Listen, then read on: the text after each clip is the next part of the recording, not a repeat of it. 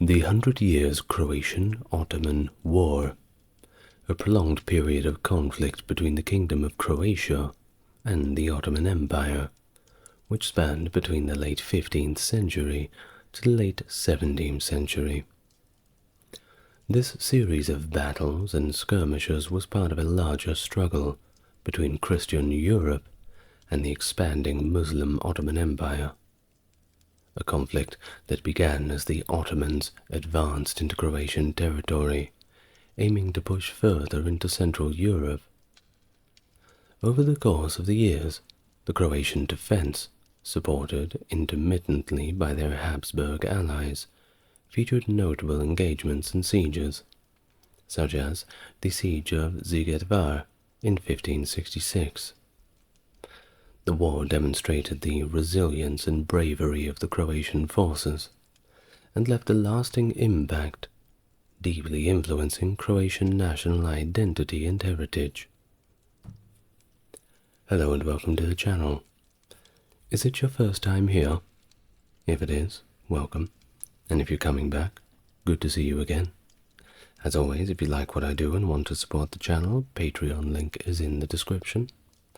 Otherwise, help me reach my goal of 10,000 subscribers, which I've hopefully met by the time you're viewing this video, but in case I haven't, subscribe to the channel, like, comment, all that good stuff. Now, without further ado, I'd like you to get yourself relaxed, take a very deep breath, and we may begin. The duration of the war, as it is called a 100 Years War, is a little bit tricky, still a subject of debate among many historians, with differing opinions on a precise timeline. One faction believes that the conflict commenced with the Battle of Grbava Field in 1493, and concluded with the Battle of Sisak in 1593. Another set of scholars posits that the war spanned the latter half of the 15th century through the entirety of the 16th. There is a third group, however, that asserts that the war ended with the Peace of Zitvatarok in 1606. Well, either way, by the conclusion of this conflict, Croatia had been severely diminished, with its territory reduced to a mere 16,800 square kilometers, a state described as remnants of the remnants. So you can see how destructive this conflict certainly was. Now, the significant human and territorial losses during this period led to its depiction as 2 centuries of Croatia in mourning, a lyric poem penned by Pavel Ritter Vitozovic in 1703. Well, it shows that this era certainly left a huge mark on the Croatian people, deeply felt and vividly recounted through poignant literary expressions. Well, let's look at how everything developed. From the very beginning, establishing a stronghold in Gallipoli around the mid-14th century, the Ottoman Empire began its expansive journey into Europe, subsequently encircling the Byzantine capital of Constantinople and extending itself into the Bulgarian Empire. The Ottomans marked a significant milestone in 1361 by seizing Adrianople, declaring it as their new capital.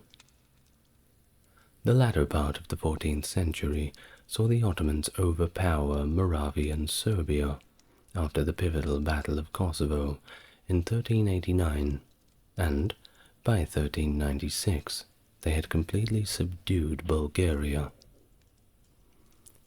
This expansion continued as the Serbian despotate became a vassal to the Ottomans, setting the stage for further incursions into the Western territories, including the Kingdom of Bosnia and the kingdoms of Croatia and Hungary, which had been united under a personal union since the year 1102. Croatia, during this period, was administered by a royal dignitary known as a ban, while the medieval kingdom of Slavonia was governed independently and did not share the royal title. Regardless, the era was of course fraught with conflict and a good amount of dynastic struggle, particularly under the reign of Sigismund, who led a crusade against the Ottomans at Nicopolis in 1396, but he was defeated. Sigismund's rule also saw the weakening of regional control, as Venice capitalized on these conflicts to seize control over Dalmatia between 1409 and 1420. Things were not looking good in the Balkans, and they certainly were not about to improve. The subsequent fall of Constantinople in 1453 further emboldened the Ottomans, allowing them to concentrate more forces in the area. Sultan Mehmed II swiftly conquered Bosnia in 1463, including the execution of its last king, Stefan Tomasevic, and expanded the Ottoman raids into neighboring Croatia and Venetian Dalmatia. Despite these incursions, the Croatian ban, Pavel Spirancic, successfully defended the Sana and Una river valleys during the summer of 1463. However, the Ottomans continued their campaigns, leading to Spirancic's capture and death later that year. A death that is even worse than my pronunciation of the Serbian and Croatian names, so please forgive me for that. Well, in response, King Matthias Corvinus bided his time until the bulk of Ottoman forces had departed the area. Launching an attack in the fall of 1463, Corvinus regained control over parts of northern Bosnia and several strategic towns, culminating in the recapture of the fortress of Jace after a prolonged siege. During this campaign, Croatian ban Stefan III Frankopan played a significant role. Sultan Mehmed established the Sanjak of Bosnia on these conquered lands, but the region remained a hotbed of conflict. In 1464, Mehmed II mobilized an army to reclaim these territories, initiating a month-long siege of Jace, which ultimately failed.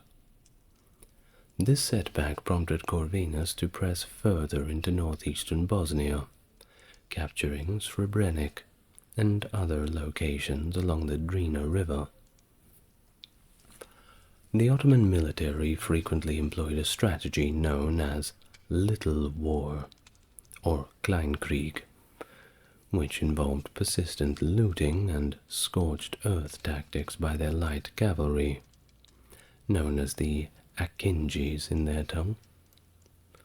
These raids, reminiscent of the chevauchés of the 100 Years War between France and England, aimed to intimidate local civilians, disrupt economic activity, and weaken enemy defenses along the frontier. Initially, the regions of Grbava and Lika were primary targets, with attacks often orchestrated by local Sanjak beys. The terrain of medieval Croatia, characterized by dense forests and mountains, provided natural cover for these raiding parties, allowing them prolonged operations within Croatian borders. As the conflicts continued, the scope of raids expanded to include the duchies of Carniola, Styria, Carinthia, the county of Gorizia, and territories that were controlled by Venice. In response, Croatian and allied Christian forces actively engaged in counterattacks, particularly effective in the early stages of the conflict, when they could still execute fairly well on offensive tactics.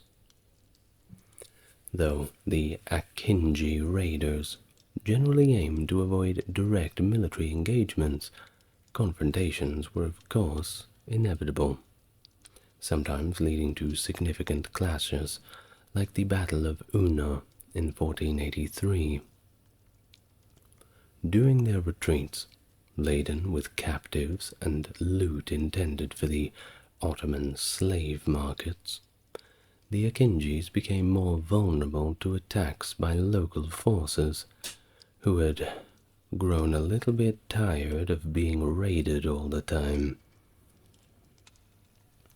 Croatian historian Ivan Jurkovic characterized the impact zones of Akinji raids into three distinct levels. The first zone being directly within the Kingdom of Croatia, experienced frequent military and paramilitary operations from both sides, leading to significant destruction and economic disruption. This zone extended up to 50 kilometers into Croatian territory, encompassing border areas and what would later become known as the military frontier. High rates of emigration were common from this devastated zone to safer areas. The second zone, while occasionally subjected to raids, remained under Croatian control, with a somewhat functional economic system. This zone maintained a fairly stable population, bolstered by refugees from the first zone, and served as a support base for Croatian nobility, who used it for defensive purposes, and as a launch point for attempts to reclaim lost territories. The third zone was largely insulated from Ottoman raids, providing a safe haven for the majority of its inhabitants. However, they weren't completely safe. You never really were. Sporadic attacks did occur in border areas, but for the most part, you would want to be in the third zone. Following the Ottoman conquest of the medieval Kingdom of Bosnia in 1463, Hungarian King Matthias Corvinus took steps to strengthen regional defenses by establishing the Banates of Jace and Srebrenik. These Banates became the core of a new defense system designed to protect northern Croatia, Slavonia, and southern Hungary. Despite facing challenges in coordination and financing, this system effectively shielded these areas from Ottoman raids, though vulnerabilities remained along the Adriatic coast and in southern Croatia. Major defensive fortresses, such as Knin, Klis, Sradin, Krupa, Bihać, and Senj, were integral to the main and rear defensive lines. In 1469, further organizational measures were implemented with the formation of the Captaincy of Senj, which served both military and administrative functions within the defense strategy. This period also saw repeated Ottoman raids. Notably, the areas surrounding Zadar and Šibenik were plundered in 1467, with subsequent raids occurring in 1468 and 69. These incursions extended to Senj and across the Kupa River in the Duchy of Carniola. In June 1469, a particularly devastating raid on southern Croatia resulted in the capture of several thousand people. The estates of prominent Frankopan and Kurjakovic families suffered extensively during these reigns, many of them ending up straight to the Ottoman slave markets. Additionally, the centralization efforts by Corvinus impacted the Frankopans by stripping them of Senj and other holdings. Simultaneously, the Ottomans continued to expand their reach, capturing Mostar by 1466 and establishing the Sanjak of Herzegovina on 1470. Within Croatia, the military relied on a banderial system, which included both soldiers paid directly by the ban and those supported by magnates and nobles. The challenging mountainous terrain of Croatia meant that the infantry of course outnumbered cavalry, with the bulk of the forces comprising middle and lower nobility. This system, however, lacked the mobility needed to effectively counter the swift Ottoman Akinji cavalry, often resulting in successful enemy incursions and ambushes. Despite these challenges, there were moments of defensive success. For instance, in 1475 and 78, Croatian forces under the Zrinski family successfully ambushed Ottoman troops returning from raids in the Una Valley, inflicting significant losses. In an effort to enhance military organization and response, the officers of the Ban of Croatia and the Ban of Slavonia were merged in 1476, fostering political integration and streamlining command structures. Nevertheless, internal conflicts among Croatian and Slavonian nobility persisted on, complicating efforts to mount an efficient defense against the ongoing Ottoman threat. Under the rule of Sultan Bayezid II, Ottoman incursions into Croatian territories persisted, albeit with less intensities compared to the 1470s. In 1482, the Ottomans completed their conquest of the realm previously ruled by Stefan Vuček-Kosača by capturing Herceg-Novi. The following year, Croatian forces led by Ban Matthias Gereb achieved a significant victory against an Ottoman raiding party in the Battle of Una near Novigrad. This military success paved the way for a 7-year peace treaty, signed later in 1483, between Bayezid and the Hungarian king Matthias Corvinus. The relentless conflicts by this time had left many villages completely deserted, and severely disrupted major trade routes between Zenj and Zagreb, extending all the way into Hungary. Upon the death of Corvinus in 1490, Vladislaus II ascended to the throne. The expiration of the peace treaty soon after led to the immediate renewal of hostilities. Thus, in 1491, the Croatian forces once again demonstrated their prowess by defeating an Ottoman raiding group returning from Carniola in the Battle of Virpile Gorge in Lika, forcing the Ottomans to suspend their attacks for an entire year. At the same time, the Frankopans, in July of 1493, sought to regain control over Senj, which had been appropriated by King Matthias Corvinus as part of his defensive strategy to establish the Senj captaincy. Their efforts sparked a conflict when Croatian Ban Emeric Derensin, culminating in the siege of Sokolac. However, this siege was interrupted, and it ended in August when the news of another Ottoman raiding party prompted a quick truce so that forces could be redirected to address this new threat.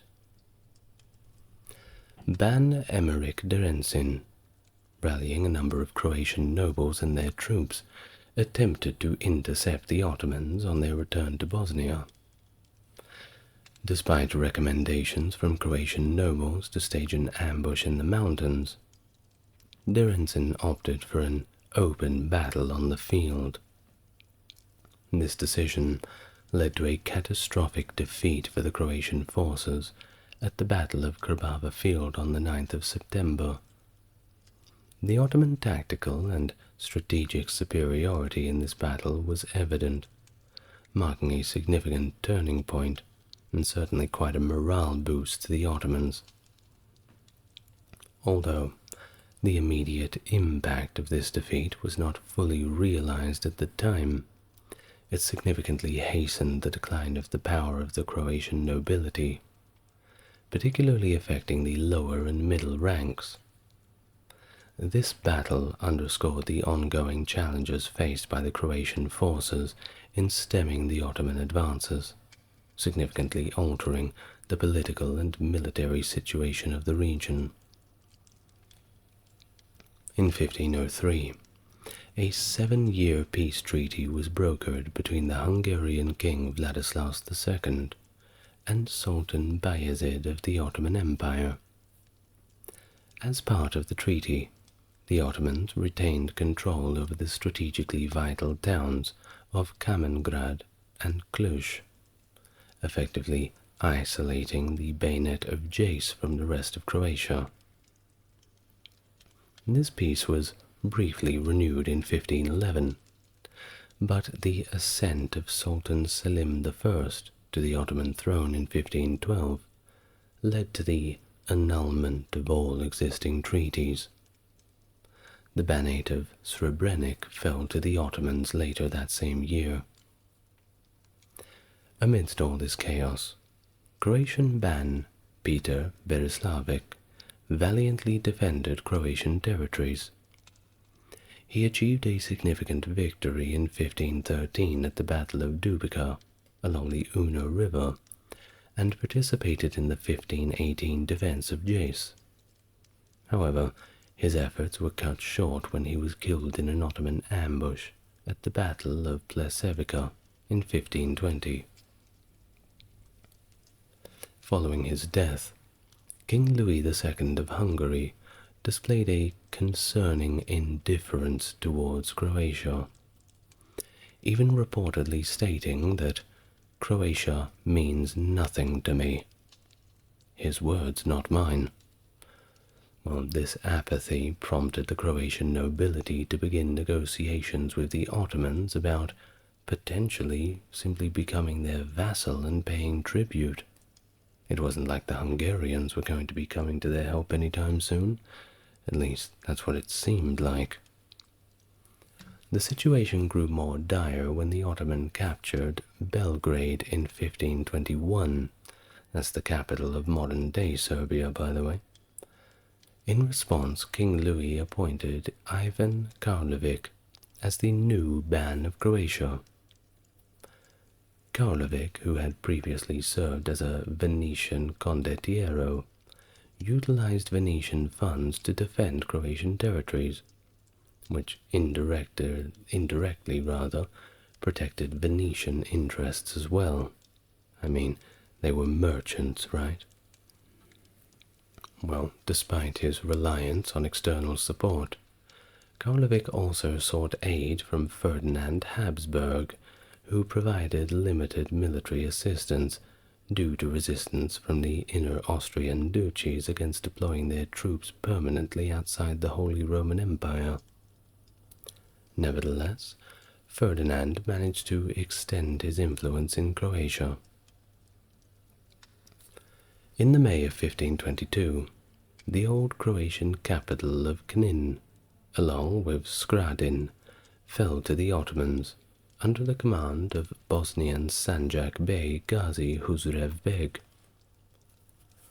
This significant loss marked a further advance of Ottoman forces into Croatian territory, with the defense efforts then primarily focused on Bihać.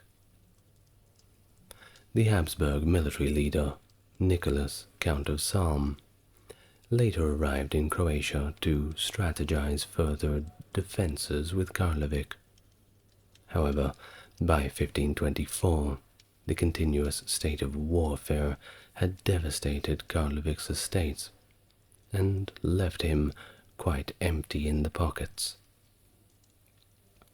Faced with minimal support from the weak Hungarian monarchy, Karlovic decided to resign from his position as a Ban of Croatia.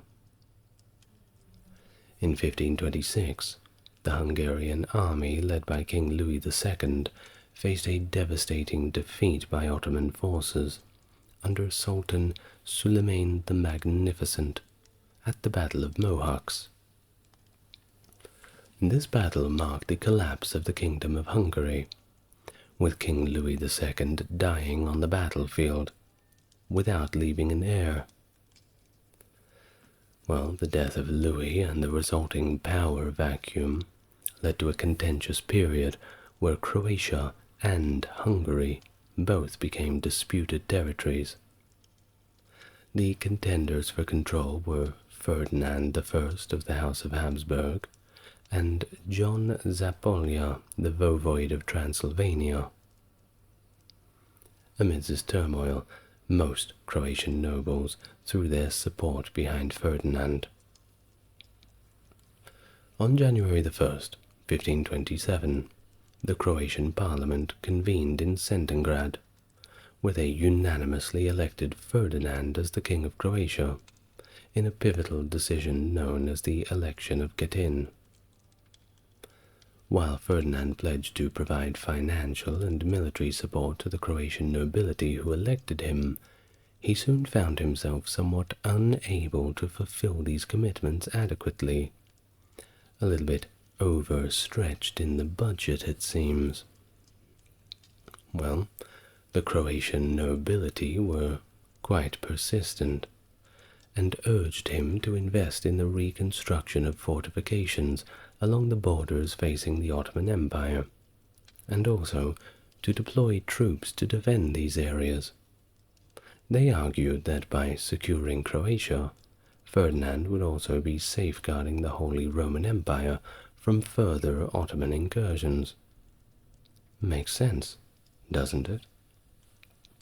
Well, however, the Croatian nobles also hinted at the possibility of shifting alliances, suggesting that they might allow Ottoman forces to simply pass through Croatia to attack the Holy Roman Empire if their needs were not met.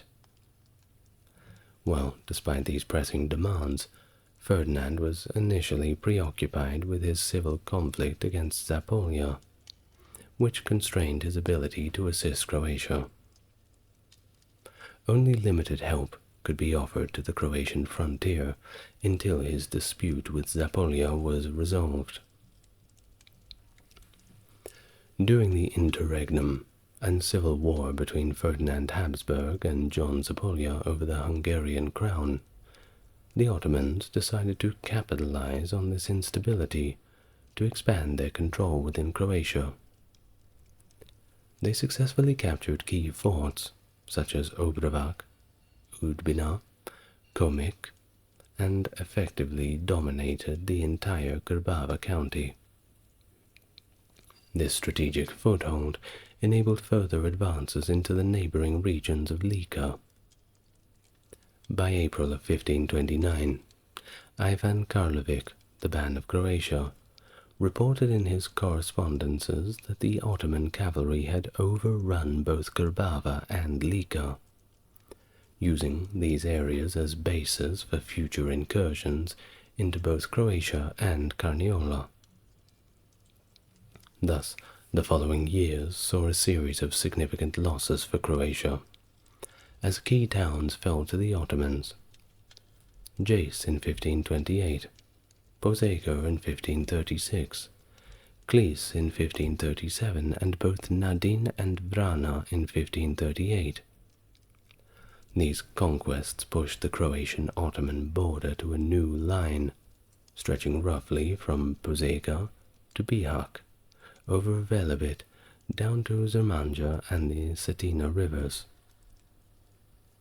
In 1537, after overcoming Zapolya in a civil war, and under continuous pressure from Croatian nobility, Ferdinand Habsburg appointed Johann Katzianer as the supreme royal captain for the Slavonian Kingdom during a joint Croatian-Slavonian parliament session held in Krizevki in the spring. The parliament declared a general insurrection and tasked the bishop of Zagreb, Simon Erdődy, with managing the logistics for the upcoming campaign. However, the parliament did not confirm Katzianer as the supreme commander, leaving a crucial leadership role unsettled as they launched their offensive. An army of 24,000 men was assembled near Koprivnica and set off for Slavonia with the primary goal of recapturing the town of Osijek. As the Habsburg forces reached Virovitica, internal conflicts among commanders began to flare up, and the troops faced a dire shortage of food. As we all know, you're not yourself when you're hungry. Additionally, autumn rains brought disease, significantly weakening the army. With the Osijek garrison reinforced by Mehmed, and thus too strong to besiege, Katzianer ordered a full retreat. However, his forces were intercepted by the Ottomans near Gorjani. In a catastrophic turn of events and terrible luck, the top commanders, Katzianer and Bishop Erdődy, fled the night before a decisive battle. The remainder of Katzianer's army was then annihilated by the Ottomans in the Battle of Gorjani on October the 9th, 1537, marking yet another grievous setback for the Croatian defense forces. The disastrous outcome of Katzianer's campaign marked another pivotal moment for the Habsburg monarchy and Croatian-Slavonian nobility, leading to a strategic shift towards the creation of a defensive buffer zone. This zone was based on a system of fortifications along the borderlands, which required significant upgrades to meet contemporary Renaissance standards. Additionally, the desperate military forces confronting the Ottomans needed to be unified under a single command structure to prevent discord among commanders, and a systematic, permanent financing mechanism had to be established. This strategic realignment resulted in the creation of the military frontier, a series of smaller capitancies that collectively formed a defensive line. In the area adjacent to Ottoman Slavonia, the Slavonian frontier was established, which connected the Croatian frontier centered around the newly founded town of Karlovac from 1579. The Carinthian, Carniolan, and Styrian nobilities contributed to financing the military frontier to prevent the Ottomans from advancing into their territories. But due to financial strains, Croatian nobility often transferred control of their forts to Styrian and Carniolan counterparts. One particular section of this frontier, financed by the Ban of Croatia, and stretching between Bovic and Brixevina, was known as Ban's frontier, later referred to as Banovina or Banija. Unlike other parts of the military frontier, the defense of Ban's frontier was the responsibility of Croatia itself. while the defense strategy also included the deployment of regular garrisons in fort along the military frontier, complemented by smaller, square-shaped wooden palisades with defensive towers at each corner. These structures were designed to protect local villagers during the Ottoman incursions. High observation posts equipped with guards were placed between these smaller forts, allowing for the rapid mobilization of forces in response to enemy attacks through visual signals or gunfire. In response to Catiana's downfall, King Ferdinand deployed 3,000 to 4,000 Spanish mercenaries to Slavonia in January of 1539 to man the fortifications, with Nicola Jurisic appointed as the supreme royal captain. The Croatian Slavonian parliament was urged to ensure the troops were adequately supplied with food and salaries. Don't want any repeats of last time. Well, to counteract the frequent Ottoman raids, the Croatian Slavonian parliament decided to recruit a 300-strong Haramija force.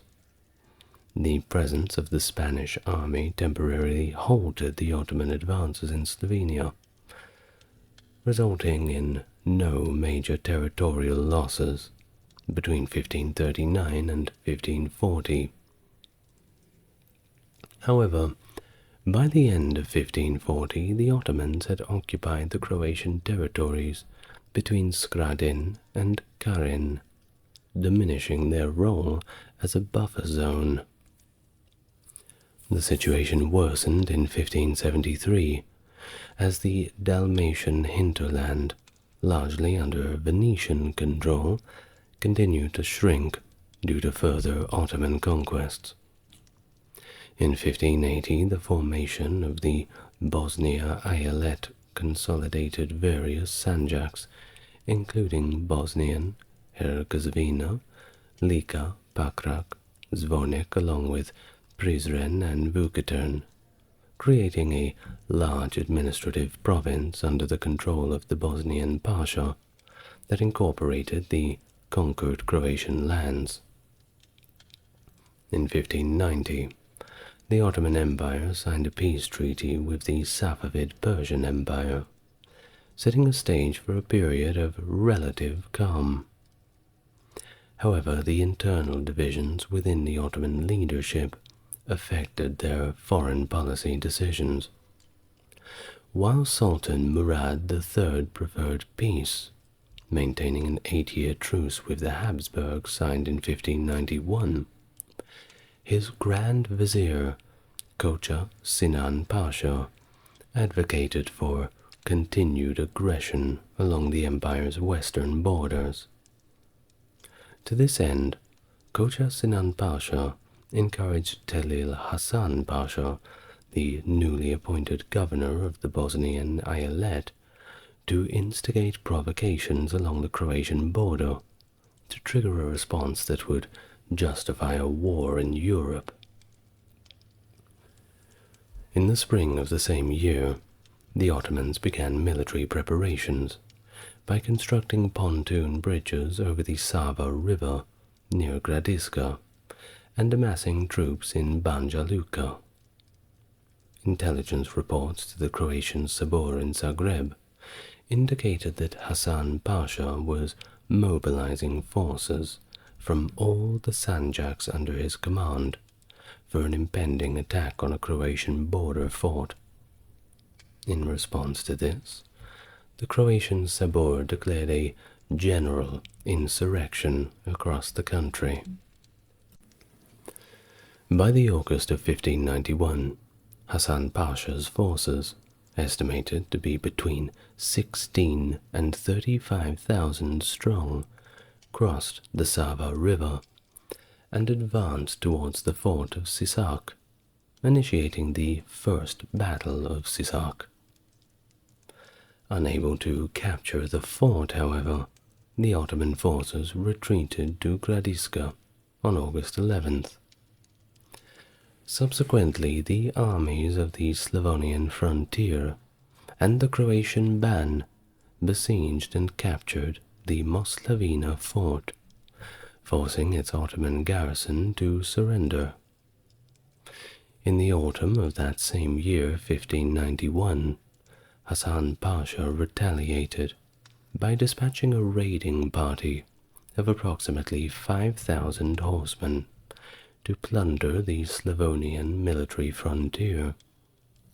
But this group was intercepted and largely destroyed by local Christian captains. On November the 6th, the Ottomans managed to capture the fort of Repak. In 1592, the following year, the Ottomans renewed their offensive efforts against Croatia, successively besieging and capturing the town of Bihać in June. 1 month later, the Battle of Brest occurred, resulting in another decisive Ottoman victory. However, the Christian defeat at Brest alarmed the broader Habsburg monarchy, prompting Christian armies from across Europe to converge on Croatia. The turning point came in June of 1593, when Hasan Pasha again attempted to capture Sisak fort, leading to his death and a decisive Christian victory in what would be his third and, obviously, final attempt. The news of the Ottoman defeat at Sisak reached Constantinople and infuriated Sultan Murad III. In response to these developments and the persistent provocations, Murad declared war on the Habsburgs, thus initiating the Long Turkish War, marking a significant escalation in the conflict that drew the forces from across Europe. Following their defeat and the death of Talil Hasan Pasha near Sisak in June, the Ottomans quickly regrouped, raising a new army in Rumelia. By August of 1593, this formidable force, estimated to be around 60,000 strong, laid siege to Sisak fort for the fourth time. The garrison at Sisak, commanded by Zagreb cannons Andrika Kovacic and Kaspar Granda, was significantly outnumbered, consisting of only 100 men. With no relief forces arriving to aid the defenders, the vastly superior Ottoman soldiers easily overwhelmed the garrison. But of course, the Croatians bravely fought to the death.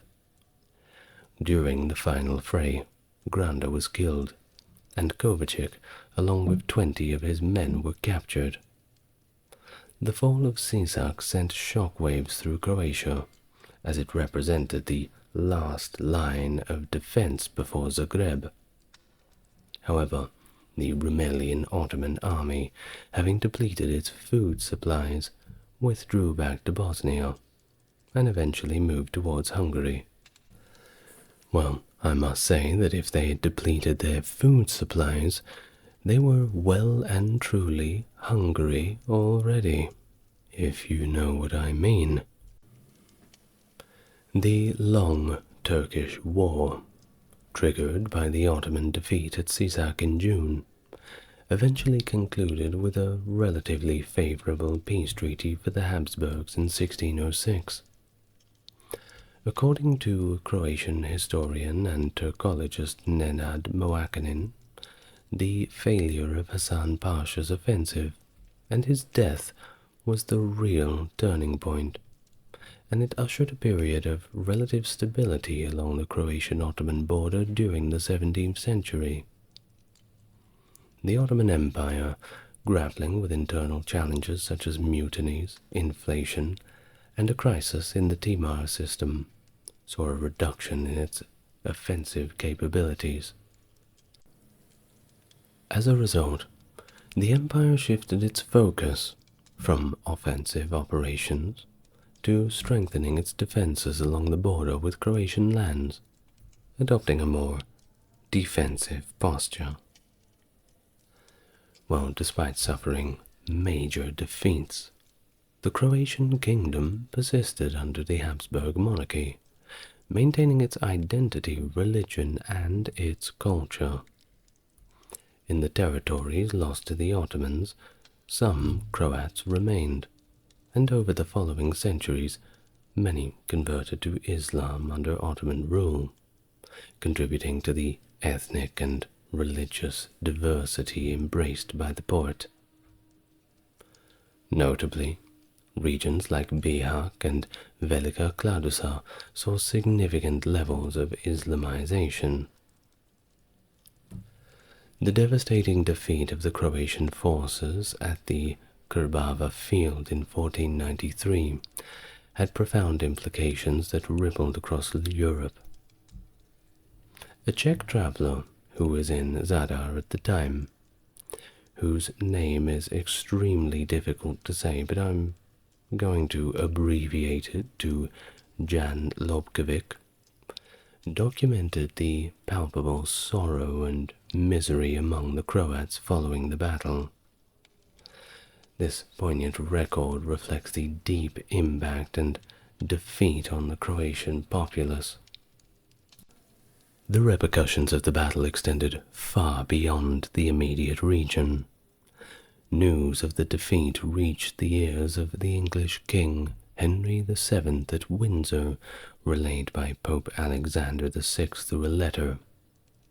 Henry described the news as very distressing, illustrating the concern that the battle's outcome elicited even among distant European monarchs.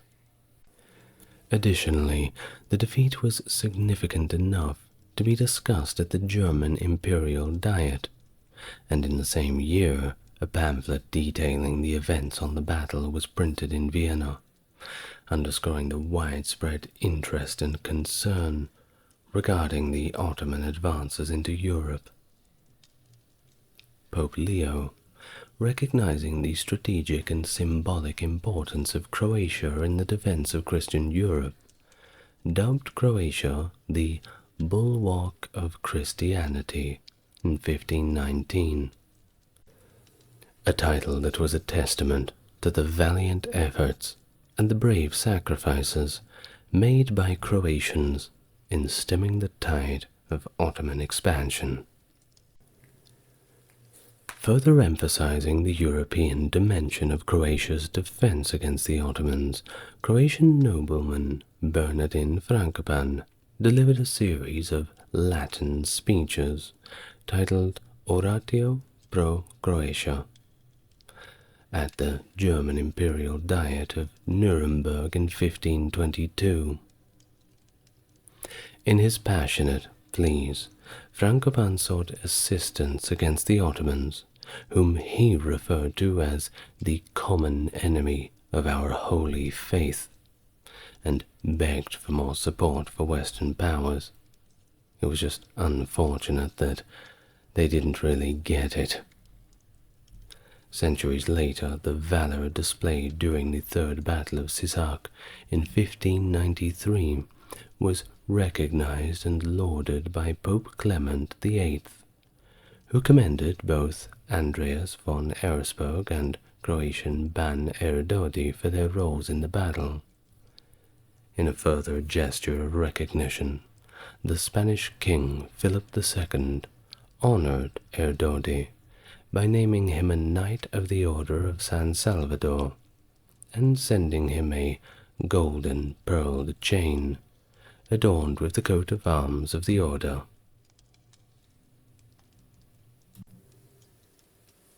Well, thank you very much for listening, and that was a history of the 100 Years Ottoman Croatian War, or the Croatian Ottoman War, whatever side of it you were on, I suppose.